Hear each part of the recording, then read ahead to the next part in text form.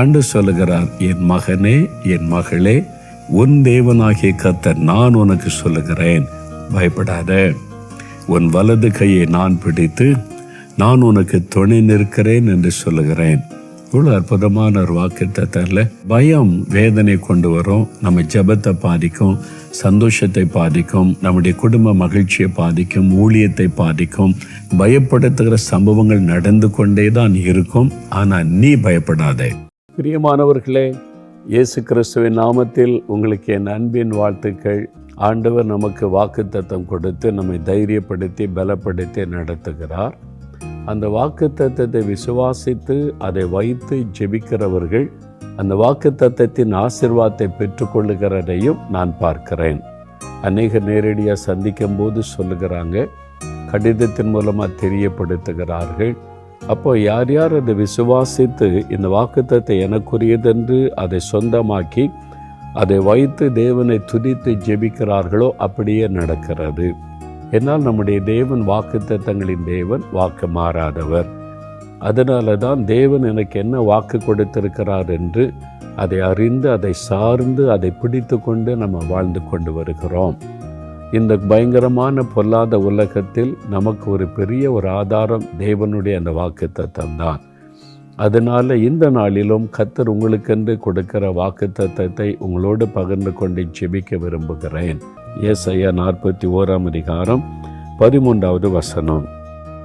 ஆண்டவர் சொல்லுகிறார், உன் தேவனாயிருக்கிற கர்த்தராகிய நான் உன் வலது கையை பிடித்து பயப்படாதே, நான் உனக்கு துணை நிற்கிறேன் என்று சொல்லுகிறேன். ஆண்டவர் சொல்லுகிறார், என் மகனே, என் மகளே, உன் தேவனாகிய கர்த்தர் நான் உனக்கு சொல்லுகிறேன், பயப்படாத. உன் வலது கையை நான் பிடித்து நான் உனக்கு துணை நிற்கிறேன் என்று சொல்லுகிறேன். இவ்வளோ அற்புதமான ஒரு வாக்குத்தத்தம்ல. இந்த வாக்குத்தத்தத்திற்காக ஆண்டவருக்கு ஸ்தோத்திரம். கர்த்தர் சொல்றார், தனிப்பட்ட முறையில் ஒவ்வொரு பார்த்து நீ பயப்படாதே, நான் உனக்கு துணை நிற்கிறேன். எவ்வளோ பெரிய சந்தோஷம். ஆண்டவர் நமக்கு துணை நிற்பதில்லை. ஆண்டவர் சொல்லுகிற இந்த காரியத்தில் 3 காரியத்தை நீங்கள் நினைவில் கொள்ளணும். முதலாவது ஆண்டவர் சொல்லுகிறார், பயப்படாதே, ஃபியர் நாட். பயப்படுகிற காரியங்கள் நம்ம சுற்றிலும் நடந்து கொண்டே இருக்கிறதை நம்ம பார்க்கிறோம். இது ஆண்டவருடைய வருகையின் காலம், கடைசி காலம். கேள்விப்படுகிற சம்பவங்கள் எல்லாம் பயத்தை கொடுக்கிற மாதிரி தான் நம்ம பார்த்து கொண்டே இருக்கிறோம். எந்த தேசத்திலையுமே மக்கள் மத்தியிலே ஒரு பயப்படுகிற சூழ்நிலை உருவாக்கி கொண்டு வருகிறதை பார்க்கிறோம்.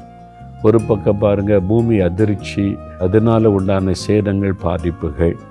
இன்னொரு பக்கத்தில் வெள்ளத்தினால் உண்டான சேதம், பாதிப்பு. கடந்த மாதத்தில் மாத்திரம் இந்த மாதிரி பாதிப்புகள்.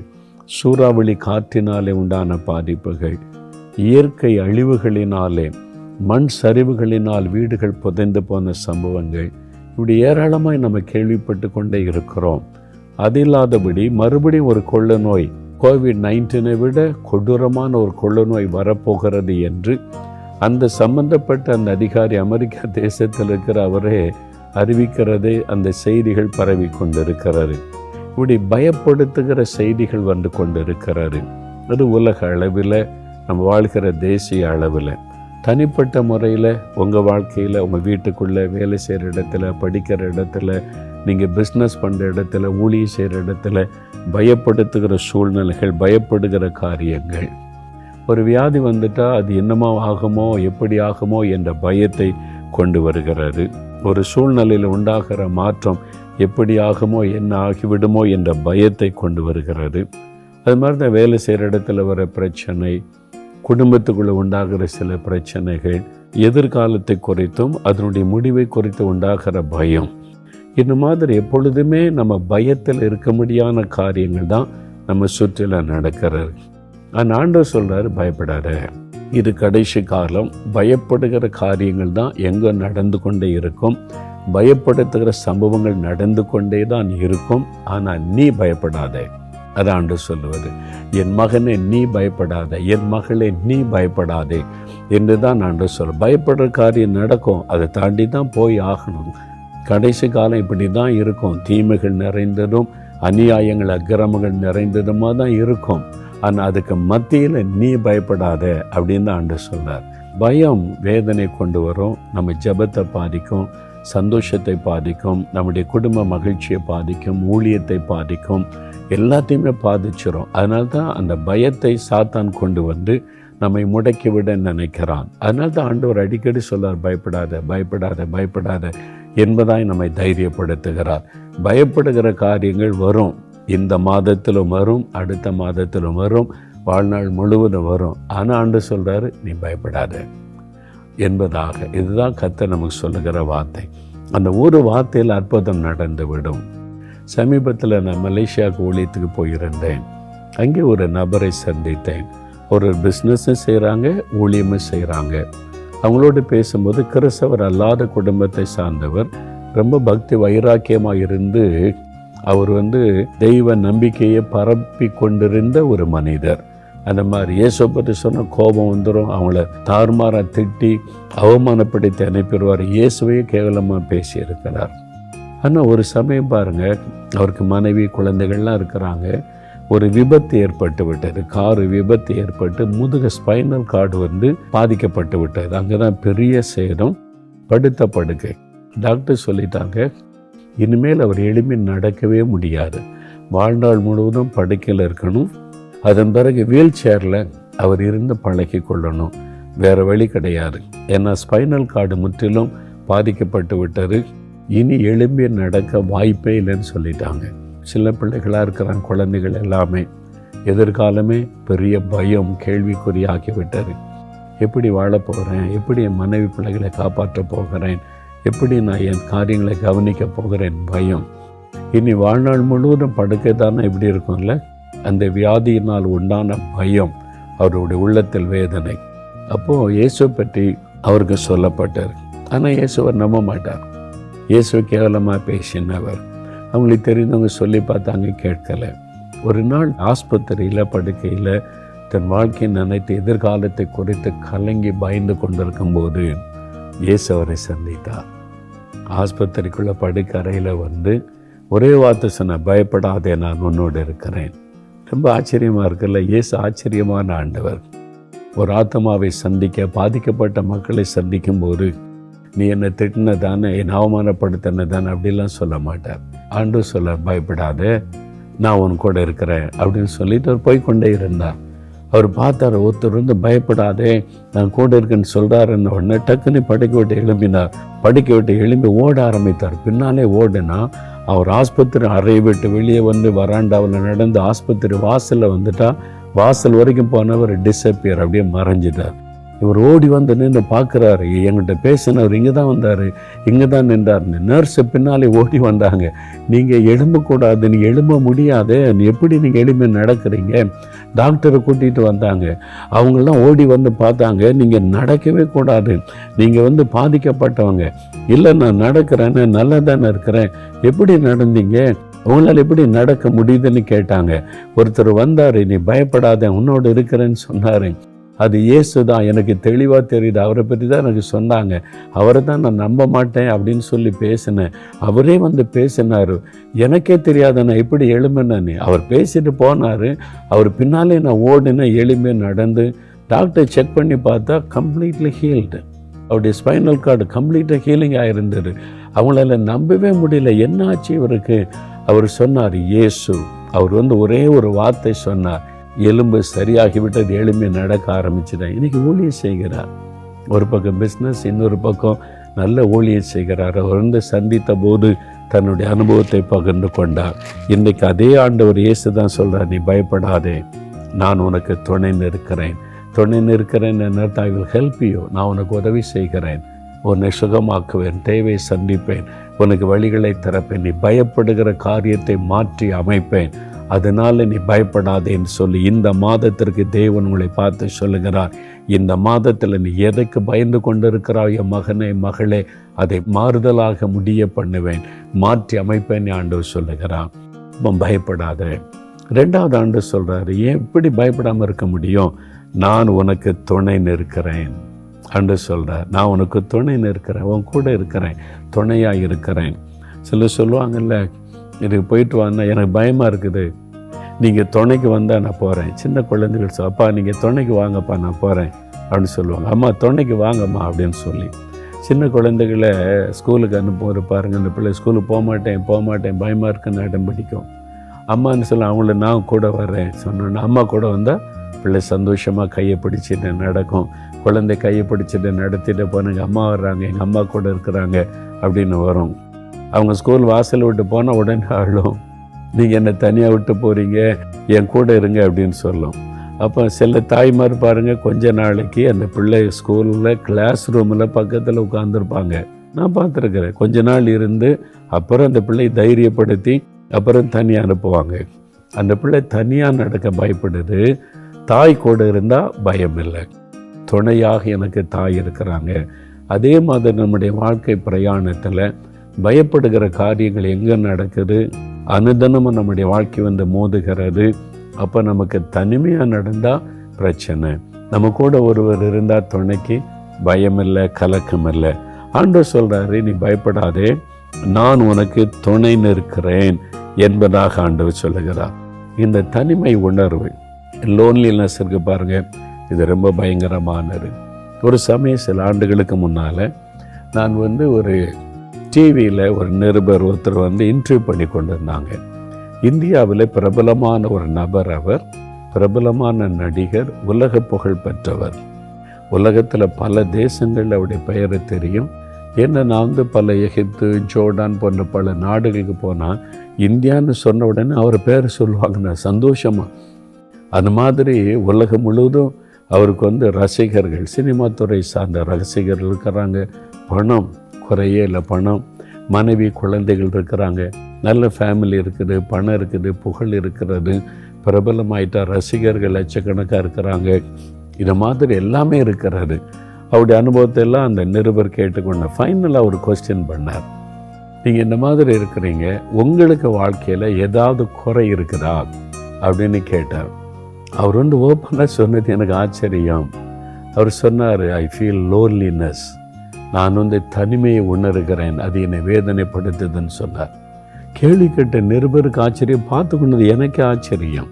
அருமையான மனைவி இருக்காங்க, நல்ல குழந்தைகள் இருக்கிறாங்க, ரசிகர் இருக்காங்க, பணம் இருக்குது, பெயர் புகழ் பெற்றவர், பிரபலமானவங்களும் அவருக்கு நல்ல பழக்கம், அதிகாரத்தில் உள்ளவங்கெல்லாம், எப்படி அவர் லோன்லியாக இருக்கிறேன்னு சொல்கிறார். அவர் சொன்னார், ஐ ஃபீல் லோன்லினஸ், நான் தனிமை உணர்வில் கஷ்டப்படுகிறேன்னு சொன்னார். நிருபருக்கு ஆச்சரியம். அப்போ சொன்னவங்களுடைய மனைவி பிள்ளைகளாக இருக்காங்களே, அவர் என்ன சொல்கிறது, என் மனைவிக்கே தெரியும் நான் தனிமை உணர்வில் கஷ்டப்படுகிறேன் என்பது. ரொம்ப ஆச்சரியமாக இருக்குல்ல. மனைவி, பிள்ளைகள், பேர், புகழ், பணம் எல்லாம் இருக்குது, சமுதாயத்தில் பெரிய அந்தஸ்தருக்கு எப்படி லோன்லினஸ்? இதுதான் நீங்கள் கவனிக்கணும். உங்களுக்கு மனைவி இருக்கலாம், பிள்ளைகள் இருக்கலாம், ஃப்ரெண்ட்ஸ் இருக்கலாம், சொந்தங்கள் இருக்கலாம், யார் இருந்தாலும் ஒருவர் உங்கள் கூட இல்லைன்னா லோன்லினஸ் வரும். உங்களுக்குள் ஒருவர் வாசம் பண்ணணும், அப்போ தான் இந்த தனிமை உணர்வு மாறும். அந்த உங்களுக்குள் வாசம் பண்ணுகிற ஒரு ஆண்டவர் இருக்கிறார், அவர் தான் இயேசு. இயேசு எங்கே வாசம் பண்ண? ஞாயிற்றுக்கிழமை சர்ச்சில் போனால் சர்ச்சில் இருப்பார், மெழுகுத்தி பொருத்தி ஏதோ சிலுவை பார்த்து ஒரு ஜெபம் பண்ணிட்டு சாமி கும்பிட்டு காணிக்கு போட்டு வந்துட்டோம், பக்தியாக இருந்துட்டோம். அதெல்லாம் கிறிஸ்தவ வாழ்க்கை. அப்படி கிடையாது. உள்ளத்துக்குள்ள வாசம். இயேசு என்ன சொல்கிறார், வாசற்படியில் நின்று கதவை தட்டுகிறேன், நீ கதவை திறந்தால் உனக்குள், உன் வாழ்க்கைக்குள் வருவேன், உன் உள்ளத்துக்குள் வருவேன், உனக்குள் வாசம் பண்ணுவேன் அப்படின்னு ஆண்டவர் சொல்றார். நான் உன்னை விட்டு விலகுவதுமில்லை, உன்னை கைவிடுவதுமில்லை. அப்படின்னு நேரத்தை ஞாயிற்றுக்கிழமை சர்ச்சுக்கு போய் சாமி கும்பிட்றதை மாத்திரம் அல்ல, திங்கக்கிழமை, செவ்வாய்க்கிழமை, புதன்கிழமை எல்லா நாளும் நீ வேலைக்கு போனால், படிக்க போனால், ஷாப்பிங் போனால் எப்பொழுதும் கூட இருப்பேன், 24 மணி நேரம். ஏன்னா உனக்குள் நான் இருக்கிறேன், உனக்குள் நான் வாசம் பண்ணுகிறேன். இதுதான் இயேசு கிறிஸ்து கொடுக்கிற மிகப்பெரிய ஆசீர்வாதம். அதுதான் ஆண்டவர் சொல்றாரு, நான் உனக்கு துணை இருக்கிறேன், உன் கூடவே இருக்கிறேன், உனக்கு துணையா உன் கூடவே நான் இருக்கிறேன், உன்னை பிரிக்க முடியாது. மனைவி, பிள்ளைகள் யார் இருந்தாலும் அவங்கள பிரிக்க முடியும். வேலைக்கு போகும்போது மனைவி கூட்டிகிட்டு எல்லா இடம் போக முடியாதுல்ல, பிள்ளைகளை எல்லா இடம் கூட்டிகிட்டு போக முடியாதுல்ல. வீட்டில் இருப்பாங்க, உறவுகள் இருப்பாங்க, நண்பர்கள் இருப்பாங்க. ஆனால் 24 மணி நேரம் உங்களை விட்டு பிரிக்க முடியாதபடி உங்களோடு ஒன்றித்திருக்கிற ஒருவர் என்றால் இயேசு கிறிஸ்து தான். வேத புஸ்தகத்தில் கொலேசியர் 1 அதிகாரம் 27வது வசனம் பாருங்க, அது பின்பகுதியை வாசிக்கிறேன். கிறிஸ்துவானவர் மகிமையின் நம்பிக்கையாக உங்களுக்குள் இருப்பதே ஒரு பெரிய ரகசியம். கிறிஸ்துவான இயேசு கிறிஸ்து ஏன் அவர் மரித்த உயிரோடு எழுந்தார்? உங்கள் கூட இருப்பதற்கு, உங்களுக்குள் வாசம் பண்ணுவதற்கு, உங்களோடு தங்கி இருப்பதற்கு, உங்களுக்குள் அவர் இருந்து வழி நடத்துவதற்கு. கிறிஸ்துவானவர் மகிமையின் நம்பிக்கையாய் உங்களுக்குள் இருப்பதே ஒரு பெரிய ரகசியம். உங்களுக்குள் ஏசு எங்கே இருக்கிறான்னு கேட்டால் எனக்குள் இருக்கிறார். அவ்வளோ பெரிய தேவன் இந்த சின்ன உள்ளத்தில் இந்த மனிதனுக்குள் வந்து வாசம் பண்ணுகிறாரு. இதுதாங்க பெரிய ரகசியம் என்று வேதம் சொல்லுகிறாரு. இந்த அனுபவம் தான் இயேசுவை தவிர வேறு யாருமே தர முடியாது, வேறு யாருமே கொடுக்க முடியாது. உனக்குள் வந்து உன்னோட நான் வாசம் பண்ணுகிறேன், தங்கி இருப்பேன், உன் கூட பேசுவேன்னு ஒருவரை சொல்ல முடியாது. இயேசு கிறிஸ்து மாத்திரம்தான். அதனால தான் அவர் சொல்கிறார், நான் உனக்கு துணை நிற்கிறேன் என்பதாக. அவர் நமக்குள் வந்து வாசம் பண்ணுவது தெரியும். அப்போ நமக்குள்ள தனிமை உணர்வே வராது. அப்படி வரும் பொழுது உடனே பரிசுத்த ஆவியானவர் மூலமாய் நம்முடைய ஆவியில் பேசி நம்மை தைரியப்படுத்தி கொண்டே இருப்பார். ஒரு முறை நான் அமெரிக்கா தேசத்துக்கு ஊழியத்துக்கு போயிருந்தேன், பல வருஷத்துக்கு முன்னால். பொதுவாக நீங்கள் பார்த்தீங்கன்னா இப்போல்லாம் நான் தனிமையாக எங்கேயுமே ஊழியத்துக்கு போவதில்லை. ஒன்று என் மனைவி என் கூட வருவாங்க, என்னுடைய டீம், என்னுடைய ஊழியத்தில் இருக்கிற குழுவினர் என் கூட வருவாங்க. சில இடத்துக்கு 4-5 பேர், அப்படி இல்லாட்டாலும் ஒருவராவது என் கூட இருப்பாங்க. எங்கேயுமே நான் தனிமையாக ஊழியத்துக்கு செல்வது கிடையாது. எந்த நாட்டுக்கு போனாலும் சரி என் கூட ஒருவர் இருப்பாங்க. அந்த நாட்டில் இருக்கிற சிலரும் என் கூடவே இருப்பாங்க. அது மாதிரி தான் நான் ஊழியம் செய்வது என்னுடைய பழக்கம். அந்த நாட்களில் நான் தனிமையாய் போகக்கூடிய சூழ்நிலை. அதனால் தனிமையாக தான் நான் போயிருந்தேன். எல்லாம் புது ஆட்கள், எனக்கு பழகின ஆட்கள் இல்லை, எல்லாம் புதிய ஆட்கள். நான் தங்கிட்ட ஊழியம் செய்துட்டு ஒரு பட்டணத்திலேருந்து இன்னொரு பட்டணத்திற்கு அங்கே கூட்ட ஒழுங்கு செய்ததுனால பிரயாணப்பட்டு போகிறோம். காரில் போய் கொண்டு இருக்கும்போது திடீரென்று ஒரு தனிமை உணர்வு எனக்குள் வந்து விட்டார். லோன்லினஸ், யாருமே இல்லை அப்படின்ற மாதிரி. வீட்டை விட்டு தூரமாக இருக்கிறேன், என்னை நேசிக்கிறவங்க, எனக்கு துணை நிற்கிறவங்களாம் தூரமாக இருக்கிறாங்க, இவ்வளோ தூரமாக இருக்கிறேன் அப்படின்னு சொல்லி தனிமை உணர்வு எனக்குள்ளே வந்து விட்டார். வந்த உடனே அப்படியே ஒரு கலக்கம், ஒரு மன சோர்வு, அப்படியே எனக்குள்ளே ஊழியத்தெல்லாம் கேன்சல் பண்ணிட்டு ஊருக்கு திரும்பிடலாம் அப்படின்ற ஒரு உணர்வு எனக்குள்ளே வர ஆரம்பித்து விட்டார். ஆமாம், நான் ஒரு தனிமையாக இருக்கிறேன், அந்த மாதிரி உணர்வு. என் கூட ஆட்கள் இருக்காங்க, அவங்க தான் என்னை காரில் கூப்பிட்டு போகிறாங்க, பேசிக்கிட்டு வர்றாங்க, அது மாதிரி என்னை நேசிக்கிறவங்க இருக்கிறாங்க. ஆனாலும் எனக்குள்ளே ஒரு தனிமை உணர்வு. அதனால் திரும்பி போயிடலாம், ஊழியத்தெல்லாம் இது மற்றெல்லாம் கேன்சல் பண்ணிட்டு போயிடுவோம், அந்த மாதிரி எண்ணம். அப்படியே நான் சோர்ந்திருக்கும்போது திடீரென்று கர்த்தருடைய பிரசன்னம் இறங்க ஆரம்பித்தார். பரிசுத்த ஆவியானவர் எனக்குள்ளே இறங்க ஆரம்பித்தார். எனக்கு நல்லா திடீரென்று ஆண்டவருடைய பிரசன்னம் இறங்கின உடனே, என் ஆவியானவர் நிரப்பின உடனே நான் ஆவியில் நிரம்பி என் இருதயத்திலிருந்து புதிய பாஷை வெளிப்பட்டார். அப்படியே நான் துதிக்க கண்ணிலிருந்து கண்ணீர் வந்து கொண்டு இருந்தது. எனக்கு தெளிவாக தெரிந்தது என்னோட ஆண்டவர் பேசுகிறார் என்பது. என் உள்ளத்தில் இந்த ஆண்டவர் தெளிவாக பேசினார். Son, you are not alone, I am with you. மகனே, நீ தனிமையில் அல்ல, நான் இருக்கிறவங்க கூட, உனக்குள் இருக்கிறேன், உன்னோடு இருக்கிறேன், நீ தனிமையாக இருக்கிறது மட்டும் நினைக்காத, நான் கூட இருக்கிறேன். அந்த வார்த்தை அப்படியே நீ ஆறுதல் படுத்தி தைரியப்படுத்தி அந்த தனிமை உணர்வை மாற்றினது, அந்த கலக்கத்தை மாற்றினது.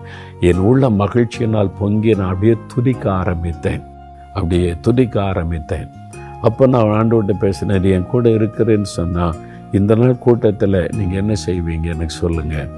அப்போ ஆண்டவர் சொல்ல, இந்த நாள் கூட்டத்தில் நான் இன்னும் அற்புதத்தை நான் செய்வேன், உன் கூட உனக்குள் நான் இருக்கிறேன் என்பதை நீ அறிந்து கொள்ளும்படி செய்வேன் அப்படின்னு திடப்படுத்தினார். அவ்வளோதான்.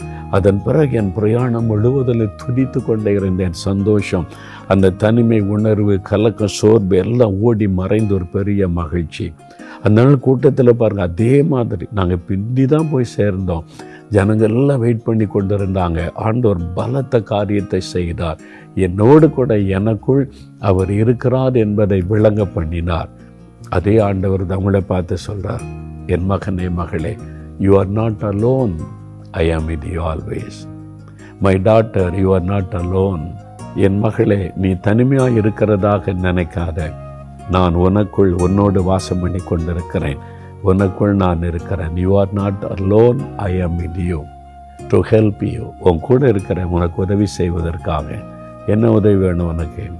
படிப்பில், வேலையில், பிஸ்னஸில் என்ன உதவி வேணும்? What help you need?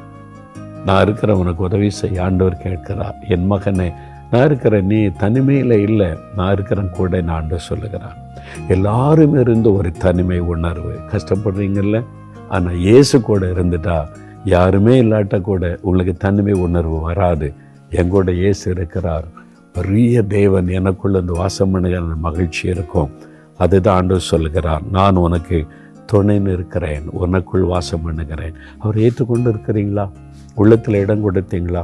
நான் இடம் கொடுத்தேன். 1972 வருஷம் ஆண்டவர் என் பாவத்தை உணர்த்தின போது என் பாவத்தெல்லாம் மன்னிங்க, என் உள்ளத்தில் வந்து வாசம் பண்ணுங்கன்னு ஒரு ராத்திரி எல்லாம் நான் அழுது ஜெபம் பண்ணினேன். அவர் எனக்குள் வந்து வாசம் பண்ணின அனுபவத்தை நான் பெற்றுக்கொண்டேன். இயேசு உங்களுக்குள் இருக்கிறாரா? யோசித்து பாருங்கள். உங்களோடு வாசம் பண்ணுகிறாரா? பாவத்தை விட்டு மனம் திரும்பி இயேசுவை ஏற்றுக்கொண்டு இருக்கிறீங்களா? உங்களுடைய உள்ளத்தில் ஆண்டவராக, தகப்பனாய், இரட்சகராய் அப்போ அவர் கூட இருக்கிறதை உணர முடியும். அப்போ ஆண்டவர் சொல்றார், முதல்ல பயப்படாதே. ரெண்டாவது சொல்றார், நான் உனக்கு துணையாக இருக்கிறேன், நீ தனிமையில் அல்ல என்று ஆண்டவர் சொல்றார். மூன்றாவது ஆண்டவர் சொல்றார், உன் வலதுகையை பிடித்து. ஆண்டவர் எப்படி நம்மளை பார்த்து சொல்றாரு, உன் வலது கையை பிடித்து நீ பயப்படாதே, உனக்கு துணைன்னு இருக்கிற என்று சொல்லுகிறேன். அப்படின்னா என்ன அர்த்தம்? என் வலது கைத்தை ஒருத்தர் பிடிக்கணுமானா என் பக்கத்தில் நிற்கணும். தூரத்தில் நின்று கொண்டு நான் உன் வலதுகை பிடித்து சொல்லுகிறேன்னு சொல்ல முடியாது. வலதுகை பிடிக்கிறான்னு என்ன அர்த்தம்? அவர் என் பக்கத்தில் நிற்கிறார், என்னை உரசி கொண்டு நிற்கிறார், என் அருகிலே நிற்கிறார். அவர் தான் அவங்கள பார்த்து சொல்கிறார், என் மகனே, மகளே, நான் தூரத்தில் இல்லை, உன் பக்கத்தில் நிற்கிறேன், உன் கையை பிடித்து கொண்டிருக்கிற அளவு நான் நெருக்கமாக இருக்கிறேன், உன் வலதுகையை பிடித்து தான் நான் உன்னோடு பேசி கொண்டிருக்கிறேன் ஆண்டு சொல்லுகிறார். இல்லை, ரொம்ப ஆச்சரியம் தானே? இந்த வாக்குத்தத்த வசனம் என் வாழ்க்கையில் மறைக்கவே முடியாது. ஏன் தெரியும்? 1974 வருஷம் ஆண்டவர் என்னை பரிசுத்தாவினால் அபிஷேகம் பண்ணின பிறகு அவருடைய ஊழியத்திற்காக என்னை அழைத்தார். நான் பல முறை மறுத்தேன். ஒரு நாள் ஆண்டவர் நேரடியாய் வந்து சந்தித்து முகமுகமாக என்னோடு பேசினார். அரை மணி நேரம் ஆண்டவர் பேச நான் கேள்வி கேட்டதுக்கெல்லாம் அவர் பதில் சொல்லி கொண்டே இருந்தார், ஒன்னொன்றுக்கும். அப்போ நீ ஊழியத்துக்கு வரணும், நீ மொழி நேரமாக ஊழியத்துக்கு அழைத்த போது எல்லா கேள்விக்கும் ஆண்டவர் பதில் சொன்னார். கடைசியில் நான் சொன்னேன், சரி ஆண்டவரை, நீங்கள் என்னை இவ்வளோ நீங்கள் அழைக்கிறீங்க, நான் வர்றேன், உடைய வார்த்தை கீழ்ப்படிந்து. ஆனால் ஒரு கண்டிஷன் என்னன்னு கேட்டார். நான் உங்கள் கையை பிடிச்சு நடக்க ஆரம்பித்தால் உங்களை விட்டுவிடக்கூடும். நான் ரொம்ப பலவீனம் உள்ளவன், குறைவுள்ளவன். அந்த மாதிரி பாவமும் பாடுகளும் நிறைந்த உலகத்தில் நான் ஊழியம் செய்யணும். இந்த உலகத்தின் பாவங்கள் என்னை இழுத்து விடக்கூடும், பாடுகள் உம்மை விட்டு பிரித்து விடக்கூடும். அதனால நான் உம்மை பின்பற்றி ஊழியம் செய்தால் கடைசி வரை நான் நிலை நிற்கணும். அதற்கு என் பலத்தை நான் நம்பலை. நான் உம்மை கையை பிடிச்சி நடத்து கொண்டு வந்தால் பாதியில் விட்டுட்டு ஓடி விடக்கூடும். என்ன அவ்வளோ நான் குறைவுள்ளவன், பலவீனம் உள்ளவன். எனக்கு ஒரு வாக்கு கொடுங்க, நீங்கள் என் கையை பிடித்து கொள்ளணும். நீங்கள் என் கையை பிடிச்சிட்டா நானே நினைச்சா கூட உங்களை விட்டு விலக முடியாது.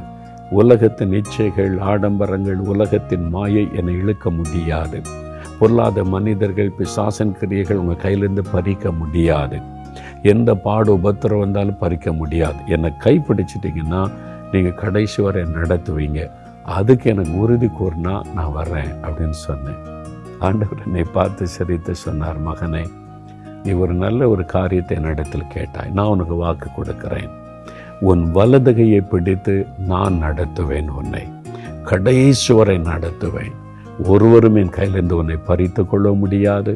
எந்த சாத்தானுடைய வல்லமையும் உலகத்தின் மாயையும் என்னை விட்டு உன்னை பிரித்து விட முடியாது. நான் உன்னை கடைசி வரை நடத்துவேன் அவர் சொன்னார். அப்பொழுது என் வலது கையை அவருடைய கரத்திலே நான் கொடுத்தேன். என்னுடைய வலது கரத்தை அவர் பிடித்தார். என்னுடைய வலது கை, இந்த வலது கை பிடிக்கணும். அப்போ ஆண்டோடைய இடது கை பிடிக்கும்ல, அப்போ தானே இடது கை பிடித்து அவர் அப்படியே நடத்தி கொண்டே போவார், பேசிக்கொண்டே வருவார். இதுதான் என்னுடைய அனுபவம். இன்றைக்கு 45 வருடங்கள் ஆகிறது. கர்த்தருக்கு என்னை அழைத்து அவருடைய கரத்தில் என்னை ஒப்பு கொடுத்து ஊழிய பாதையிலே 45 வருடங்கள். எத்தனை போராட்டம், நிந்தை, நெருக்கம், சோர்வுகள், பலவீனங்கள், குறைகள் எல்லாமே வந்தது. என் ஆவிக்குரிய வாழ்க்கையில் சோர்வுகள், சில வீழ்ச்சிகள், அது மாதிரி எல்லாமே என் வாழ்க்கையில் வந்தது. உங்களுக்கு வர்றதை விட பல மடங்கு போராட்டங்கள், சோர்வுகள் எல்லாம் வந்தது. இன்றைக்கி நிற்கிறதற்கு ஒரே ஒரு காரணம், என்னுடைய பக்தியோ, என்னுடைய பலனோ, என்னுடைய பரிசுத்தமோ, என்னுடைய சக்தியோ அல்ல. அன்னைக்கு ஆண்டவர் கொடுத்த வாக்குத்தத்தம், அவர் வாக்குத்தத்தம் கொடுத்தவர் உண்மை உள்ளவர். என் வலதுகை அவர் பிடிச்சிருக்கிறதுனால தான் என்னை இதுவரைக்கும் இழுத்து கொண்டு நடத்தி வந்திருக்கிறார். கடைசி வரை நடத்துவார் என்று எனக்கு தெரியும். அதுதான் இப்போ நடந்துக்கிட்டு இருக்குது. கர்த்தருக்கு ஸ்தோத்திரம் அப்படின்னு போய்கிட்டே இருப்பேன். எனக்கு நீங்கள் துணை நிற்கிறீங்க போதும் ஆண்டவரே. இதுதான் வாழ்க்கை. உங்கள் வாழ்க்கையிலும் இருக்கும். நீங்கள் வேலை செய்கிற இடத்துல, நீங்கள் உங்கள் வீட்டுக்குள்ளே எரிச்சல் உள்ளவங்க இருப்பாங்க. வேலை செய்கிற இடத்துல, பிஸ்னஸ் செய்கிற இடத்துல, ஊழியம் செய்கிற இடத்துல உங்கள் மேலே எரிச்சல் உள்ளவங்க இருப்பாங்க. உங்களுக்கு கூட வழக்காடுறவங்க இருப்பாங்க. உங்களை குற்றப்படுத்துகிறவங்க இருப்பாங்க. உங்களை முடக்க நினைக்கிறவங்க இருப்பாங்க. உங்களுக்கு ரொம்ப பில்லிசனை செய்கிறவங்க இருப்பாங்க. இதெல்லாம் இருக்கும். இதெல்லாம் தவிர்க்க முடியாது. ஏன்னா நம்ம வாழ்கிற உலகம் அப்படிப்பட்ட உலகம். ஆனால் ஒன்றே ஒன்று, இயேசு துணை நிற்பார். அவர் துணை நின்றுட்டா இது ஒன்றுமே உங்களை அசைக்காது. சும்மா கத்துவாங்க, பேசுவாங்க, செய்வாங்க, எல்லாமே இருக்கும். ஒன்று உங்களை அசைக்காது. நீங்கள் போய்கிட்டே இருப்பீங்க, ஆசீர்வாதமாக இருந்துக்கிட்டே இருப்பீங்க. அதை தாண்ட சொல்றார், பயப்படாதே மகளே, பயப்படாதே மகனே, நான் உன் வலதுகையை பிடித்து நான் உனக்கு துணை நிற்கிறேன் என்று சொல்லுகிறேன்னு சொல்கிறார். அதனால் இந்த மாதம் மாத்திரம் இல்லை, வாழ்நாள் முழுவதும் இயேசு உங்களுக்கு துணை நிற்பார். உங்கள் கையை அவருடைய கரத்தில் கொடுக்கணும். அதுக்கு ஆயத்தமாக உங்கள் இஷ்டப்படி நீங்கள் போக முடியாது. அதுக்கு ஆயத்தம்னா உங்களுடைய கரத்தை கையில் கொடுங்க. நீங்கள் கொடுத்துட்டிங்கன்னா அவர் தன்னுடைய கரத்தினால் உங்களுடைய வலது கரத்தை பிடிப்பார். அதுக்கு பிறகு அவருக்கு சித்தமானபடி, அவர் விரும்புகிறபடி தான் உங்களை நடத்துவார். உங்களுடைய வேலையில், குடும்பத்தில், பிஸ்னஸில், ஊழியத்தில் எதுனாலும் உங்கள் இஷ்டப்படி எதுவும் செய்ய முடியாது. அவர் விரும்புகிற பாதையில் நடத்துவார். அதுக்கு ஒப்பு கொடுக்குறீங்களா? அவங்க வலது கரத்தை உயர்த்தி ஆண்டவர் கையில் ஒப்பு கொடுங்க. அவர் தன் தழும்புள்ள கரத்தினால் உங்களை பிடிப்பார். இந்த வாக்குத்தத்தை எனக்குரிய விசுவாசிங்க, ஸ்தோத்திரம் பண்ணுங்க, ஜெபிங்க. நாம் ஜெபிக்கலாம். அப்படியே கண்களை மூடி, மகனே, மகளே, நீ பயப்படாதே, நான் உனக்கு துணை நிற்கிறேன் என்று சொல்லுகிறவர் உங்கள் பக்கத்தில் நிற்கிறார். உன் வலதுகையை பிடித்து நான் உனக்கு துணை நிற்கிறேன் என்று சொல்லுகிறேன். உன்னுடைய வலது கரத்தை அவருடைய கரத்தில் கொடுங்க, கரத்தில் கொடுங்க. இயேசுவே, என் உள்ளத்தில் வாங்க, எனக்குள்ள வாசம் பண்ணுங்க, எனக்குள் தங்கி இருங்க, என் கரத்தை நீங்கள் பிடித்து நடத்துங்க. இனி நான் எதுக்கும் பயப்படக்கூடாது, கலங்கக்கூடாது, தைரியமாய் முன்னேறி செல்ல என்னை வழி நடத்துங்கன்னு ஒப்பு கொடுங்க. தகப்பனே, இந்த மகன், இந்த மகள் ஆண்டவரே உம்மை ஏற்றுக்கொண்டு தன்னுடைய உள்ளத்திலே, தன்னுடைய வாழ்க்கையிலே உமக்கு இடம் கொடுத்து தன்னுடைய கரத்தை நீர் பிடித்து கொள்ளும்படியாக தன் வலது கரத்தை உம்முடைய கரத்தில் ஒப்பு கொடுக்கிறார்கள். இன்றைக்கு அவருடைய கரத்தை பற்றி கொள்ளுவீராக, அவருடைய கரத்தை பிடித்து கொள்ளுவீராக. நீர் வாக்கு கொடுத்தபடி உன் வலதுகையை பிடித்து நீ பயப்படாதே, உனக்கு துணை நிற்கிறேன் என்று இப்பொழுது சொல்லும். அந்த குரலை அவர்கள் கேட்கட்டும், அந்த சத்தத்தை அவர்கள் கேட்கட்டும். உம்முடைய கரம், அவருடைய கரத்தை பிடிப்பதை அவர்கள் உணரட்டும். இந்த நாள் முதல் அந்த பயங்களெல்லாம் ஓடி மறையட்டும். சூழ்நிலைகள் இயேசுவின் நாமத்தில் மாறட்டும். கலக்கங்கள், வேதனைகள் இயேசுவின் நாமத்தில் விலகட்டும். உம்முடைய சித்தத்தின்படி கரம் பிடித்து அவர்களை வழி நடத்துவீராக. ஆண்டவரே, அவளை சுற்றி நிற்கிற பயப்படுத்துகிற சூழ்நிலைகள் இயேசு கிறிஸ்துவின் நாமத்தில் விலகட்டும் என்று நான் ஜெபிக்கிறேன். வியாதிகள், பலவீனங்கள் எல்லாம் இயேசுவின் நாமத்தில் மறைந்து போகட்டும். அற்புத சுகம் சரீரத்தில் உண்டாகட்டும். வியாதினால் உண்டாகிற பயம் விலகி மகிழ்ச்சியோடு துதிக்கும்படி சகல நோய்களும் பலவீனத்தின் கட்டுகளும் அறுக்கப்பட்டு போகட்டும். ஆண்டவரை, பயத்தை உண்டாக்குகிற ஆவிகள், கலக்கத்தை உண்டாக்குகிற ஆவிகள், எதிர்காலத்துக்கு குறைந்த பயத்தை கொடுக்கிற சாத்தானுடைய வல்லமைகளை கடிந்து கொள்கிறேன். ஆண்டவர் தைரியப்படுத்த, பயப்படாத இந்த வார்த்தை அவர்கள் கேட்கட்டும், அவருடைய இருதயத்தில் தொனிக்கட்டும். கர்த்தர் தைரியப்படுத்தி நடத்தும். படிக்கிற பிள்ளைகளுக்கு படிப்பிலை துணை நின்று வெற்றி கொடுத்த உயர்த்தை நடத்தும். வேலை தேடுகிற பிள்ளைகளுக்கு நல்ல வேலையை கொடுத்து ஆசீர்வதித்த உயர்த்தை கனப்படுத்தும். ஆண்டவரை, ப்ரமோஷனுக்காக ஜெபிக்கிற பிள்ளைகளுக்கு இந்த மாதத்தில் இந்த அற்புதம் நடக்கட்டும். கடன் பிரச்சனையில் இருக்கிற மக்களுக்கு கடன் பிரச்சனை விடுதலை கொடுத்து, செழிப்பை கொடுத்து ஆசீர்வதித்து மேன்மைப்படுத்தும். வியாபாரம் செய்கிற பிள்ளைகளை வியாபாரத்தில் ஆசீர்வதித்து நீர் துணை நின்று ஆசீர்வதித்து நீர் பெருக பண்ணுவீராக. ஆண்டவரை, அவர்கள் செய்கிற ஒவ்வொரு தொழில் காரியங்கள், கையின் பிரயாசங்களை ஆசீர்வதியும். நிலத்தின் பலனை காணும்படி அவருடைய நிலங்கள் செழிப்பையும் பெரிய அறுவடையை காணும்படிக்கு ஆசீர்வதித்து நடத்தும். ஊழியத்தில் நம்முடைய ஆசீர்வாதத்தை, நன்மைகளை காணும்படி அவருடைய பயப்படுத்துகிற சூழ்நிலைகளை மாற்றி ஊழியத்தில் ஆசீர்வதித்து உயர்த்தை மேன்மைப்படுத்துவீராக. ஆண்டவரை, நசரேயனாக மூலமாக இயேசுவின் நாமத்தில் ஒவ்வொரு பிள்ளைகளுடைய வாழ்க்கையிலும் இன்று முதல் அற்புதம் நடக்கட்டும். இன்றைக்கு சூழ்நிலைகள் மாறட்டும், பயப்படுகிற சூழ்நிலைகள் மாறட்டும். நீ பயப்படாதே, நான் உனக்கு துணை நிற்கிற இந்த வாக்குத்தத்தத்தின் ஆசீர்வாதம் இன்று முதல் அவர்களுக்கு உண்டாகட்டும். தினந்தோறும் அவருடைய வாக்குத்தத்தத்தின் ஆசீர்வாதத்தை அனுபவிக்கட்டும். இயேசு கிறிஸ்துவின் நாமத்தில் அற்புதம் நடக்கிறதற்காய் ஸ்தோத்திரம். பயத்தை கொண்டு வருகிற ஆவி விலகுகிறதற்காய் ஸ்தோத்திரம். சூழ்நிலைகள் மாறுகிறதற்காய் ஸ்தோத்திரம். கர்த்தர் அற்புதம் செய்து விட்டதற்காக ஸ்தோத்திரம், ஸ்தோத்திரம், ஸ்தோத்திரம். இயேசு கிறிஸ்துவின் நாமத்தில் ஜெபிக்கிறோம் பிதாவே. ஆமேன், ஆமேன். பிரியமானவர்களே, ஆண்டவர் அற்புதம் செய்தார். இந்த வாக்குத்தத்தம் உங்களுக்கு வரியது. தினமும் இந்த வாக்குத்தத்தத்தை சொல்லி, ஆண்டவரே நீ பயப்படாதே, நான் உனக்கு துணை நிற்கிறேன்னு சொல்லியிருக்கிறீங்க. என் வல்லருகே நீங்கள் பிடிச்சிருக்கிறீங்க, அதுக்காக ஸ்தோத்திரம். நீங்கள் நடத்துங்கன்னு தினமும் துதித்து கொண்டே இருங்க. இன்றையிலிருந்து காரியங்கள் மாறும். நீங்கள் எதை குறித்து பயப்படுறீங்களோ அந்த சூழ்நிலையை தலைகளாய் மாறும். அற்புதம் நடப்பதை காண்பீங்க. கர்த்தருடைய ஆசீர்வாதம் உங்களோடு இருப்பதாக. ஆமென்.